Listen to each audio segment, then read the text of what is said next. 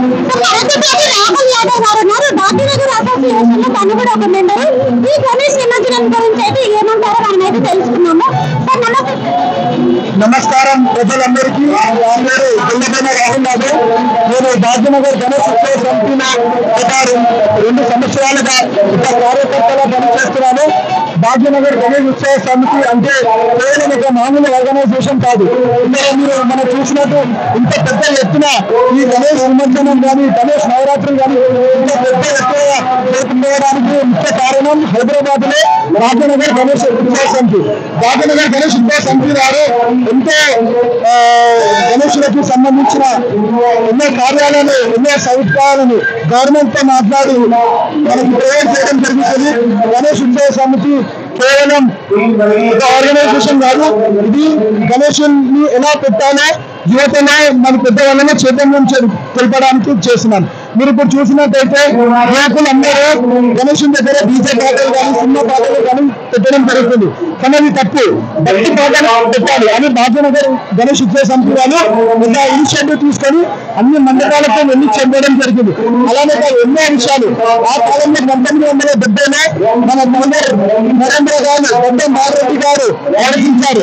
ముంబై రాష్ట్రం ముంబై ప్రాంతంలోనే ఇంత పెద్ద ఎత్తున పండుగ ఎందుకు జరగాలి, మన మహానగరం హైదరాబాద్ లో ఎందుకు జరగకూడదని వాళ్ళు ఆలోచించి ఈ భాగ్యనగర్ గణేష్ ఉత్సవ సమితిని స్థాపించడం జరిగింది. ఆనాడు స్థాపించిన తర్వాత అక్కడి నుంచి గణేష్ ఉత్సవ సమితి ఏనాడు వెను చూడలేదు. ఎంతో అంబరంగా వైభవంగా ప్రతి సంవత్సరం ఈ గణేష్ శోభాయాత్రను నిర్వహించడం జరుగుతుంది. మీకు ఎలా అనిపిస్తుంది? ఇప్పుడు కామెంటరీగా అదృష్టం అనేది చాలా తక్కువ మందికి వస్తుంది, మీకు అలాంటి అదృష్టం వచ్చింది, ఎలా అనిపిస్తుంది?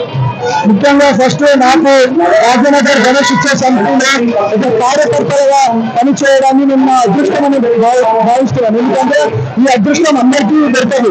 ముఖ్యంగా నేను ఒక సందేశం యువతకు ఇవ్వాలనుకున్నా. యువత అంతా సోషల్ సర్వీస్ లో పాల్గొనాలి. అది ఏ అసోసియేషన్ ఉందని నాకు నచ్చిన అసోసియేషన్ కి యువత అంతా సోషల్ సర్వీస్ లో పాల్గొనాలి. అలాగే రాజకీయాలలోకి రావాలి. ఎందుకంటే యువత రాజకీయాలకు రాకపోతే పాలన నెక్స్ట్ తరానికి సరైన పాలకులు ఉన్నారు, సరైన పాలకులు లేకపోతే సరైన పాలన ఉన్నారు. ఇక్కడ యువతులందరూ రాజకీయాన్ని కూడా ప్రొఫెషన్ లాగా చూడాలి. మీరు డాక్టర్ కానీ ఇంజనీరింగ్ కానీ లాయర్ కానీ ఒక ప్రొఫెషన్ ఎలా చూస్తారో యువకులు కూడా రాజకీయాలను ఒక ప్రొఫెషన్ చూడాలి. రాజకీయాలలో మీరు ఎక్కాలంటే ఇలాంటి association Bhagyanagar association Ganesh association కానీ ఆర్ఎస్ఎస్ కానీ ఏబీబీబీ కానీ ఇలాంటి అసోసియేషన్ యువత ఎందుకు పాల్గొనాలి. పాల్గొంటే వాళ్ళకి సమాజంలో గుర్తింపు వస్తుంది.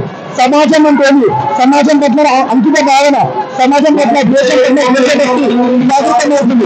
కావున అందరూ పాల్గొనాలని చెప్పి నాకు భాగ్యనగర్ గణేష్ ఉత్సవ సమితి వాళ్ళు ఇంత మంచి అవకాశం ఇచ్చినందుకు నేను వారికి హృదయపూర్వకంగా ధన్యవాదాలు తెలియజేస్తున్నాను.